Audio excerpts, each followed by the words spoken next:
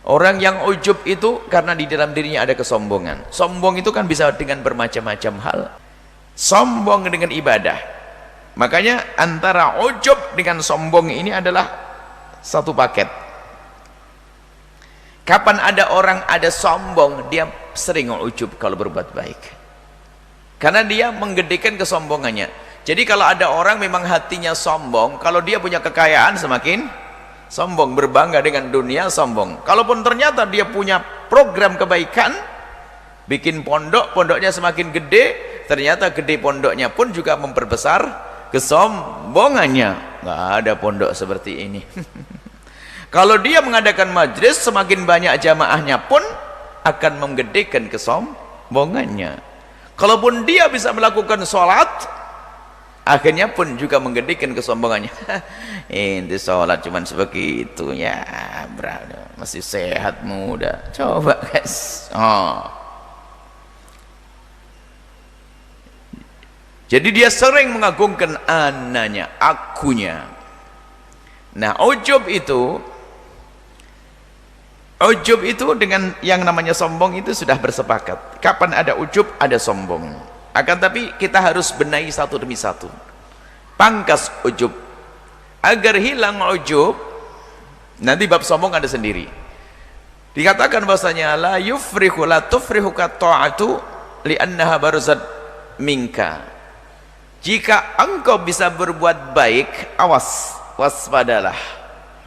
Jangan engkau merasa bangga dan senang di saat engkau berbuat baik karena engkau menganggap bahwa engkau bisa berbuat baik karena dirimu sendiri, dengan kekuatanmu, dengan kehebatanmu, dengan kecerdasanmu. Jangan. Akan tapi jika engkau ingin senang dengan kebaikan yang engkau lakukan, senanglah dengan kebaikan yang kau lakukan, karena engkau merasa bahwasanya kebaikan yang bisa engkau lakukan itu adalah karena karunia Allah. Sebab kalau orang berbuat baik merasa dia adalah punya kemampuan, maka dia di saat berbuat baik bukan karena Allah, dan di saat bisa berbuat baik banyak pun akhirnya apa? Bukan kembali kepada Allah. Berbuat baik bukan karena Allah, merasa dirinya itu yang bisa melakukan seperti itu. Padahal seorang hamba itu tidak akan mampu bersujud kecuali Allah kehendaki, kecuali Allah pilih. Tanyakan kepada dirimu yang bisa bangun malam, siapa yang membangunkan dirimu di malam hari? Allah. Kemudian engkau berkehendak untuk melakukan sholat malam, siapa yang memberikan dirimu kehendak? Allah. Lalu siapa yang memberikan tenaga kepadamu untuk bisa melakukan sholat? Allah. Mana sahammu? Mana sahammu itu mana? Kamu tidak punya saham dalam amal baik. Kenapa setelah itu kok engkau berkata, oh aku sudah berbuat baik? Di dalam urusan ibadah menjadi sebab ujub, bangga dengan amalnya, tidak sadar bahwasanya kalau dia bisa berbuat baik itu karena dipilih oleh Allah Subhanahu wa taala. Tapi lihat, jadi orang di sini ada dua model orang bergembira, bersyukur, bergembira atau senang karena amal baiknya.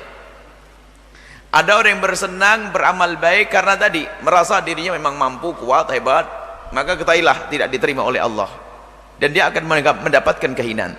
Yang satu dia bisa berbuat baik karena dia menyadari bahwasanya dia bisa sujud, bisa melakukan kebaikan itu karena dari Allah Subhanahu wa taala.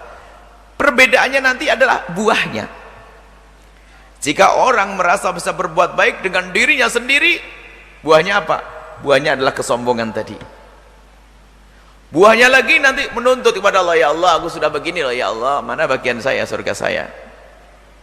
Tapi yang satu lagi ini, jika anda bisa berbuat baik karena anda merasa bahwasanya ini karunia Allah, nikmat dari Allah, maka semakin hari anda akan semakin rindu melakukan kebaikan, bahkan tidak melakukan kebaikan kecuali kita berkata, ya Allah aku masih kurang bersyukur ya Allah, kurang bersyukur. Maka baginda Nabi mengajarkan, a'inni ala dzikrik wa syukrik wa husni ibadatik.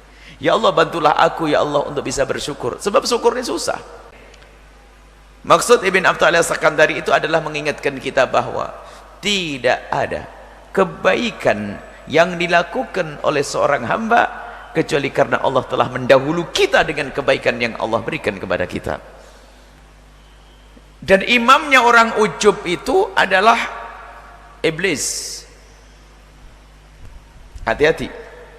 Ibn Athaillah As-Sakandari mengingatkan, dengan ibadahmu itu jangan malah dirimu menjadi sombong.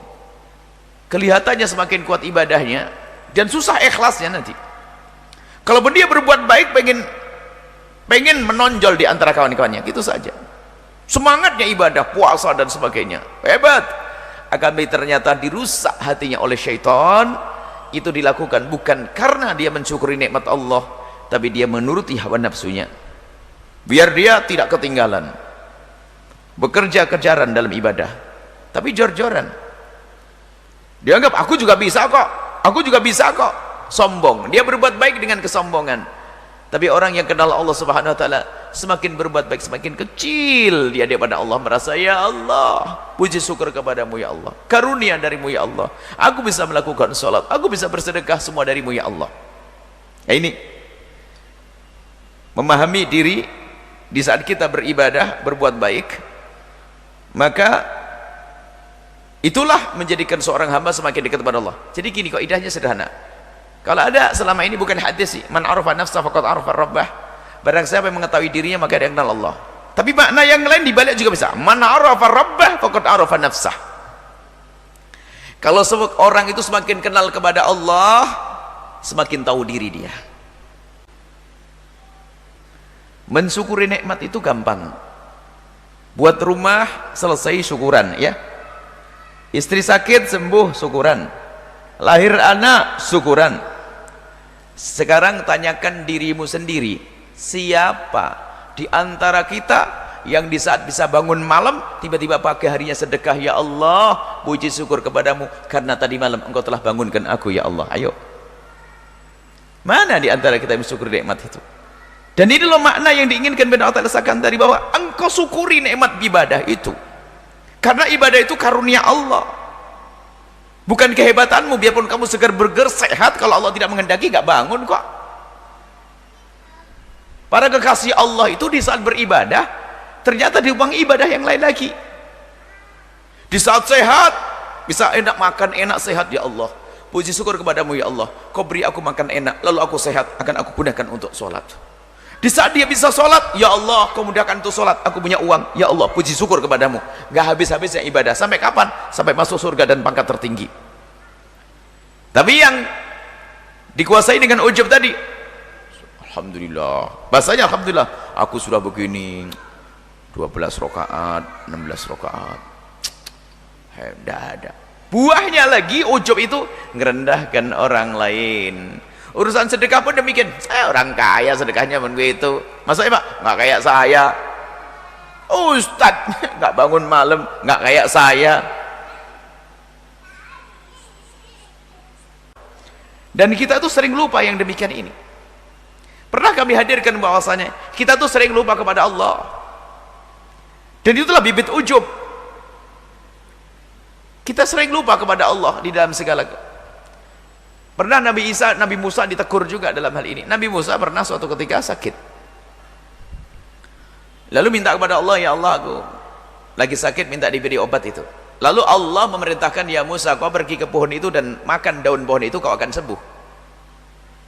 Betul, Nabi Musa datang ke pohon tersebut, dimakanlah pohon tersebut, daunnya sembuh. Beberapa tahun kemudian sakit lagi Nabi Musa. Karena Nabi Musa sakit lagi, ya ingat Allah memberi obat dengan daun. Langsung Nabi Musa pergi ke pohon, makan daun, nggak sembuh. Lalu ngadu, ya Allah, dulu waktu aku sakit minta kepadamu obat, lalu kau beri petunjuk agar aku makan daun di pohon itu, lalu aku sembuh. Tapi kenapa sekarang saya sakit, sakitnya sama, makan daun itu nggak sembuh? Dijawab oleh Allah apa? Dulu waktu sakit kau pertama itu, sebelum ke pohon, kemana dulu kau? Kepadamu ya Allah. Nah, tapi di saat yang kedua kamu ke siapa? Langsung ke pohon. Inilah kebiasaan kita.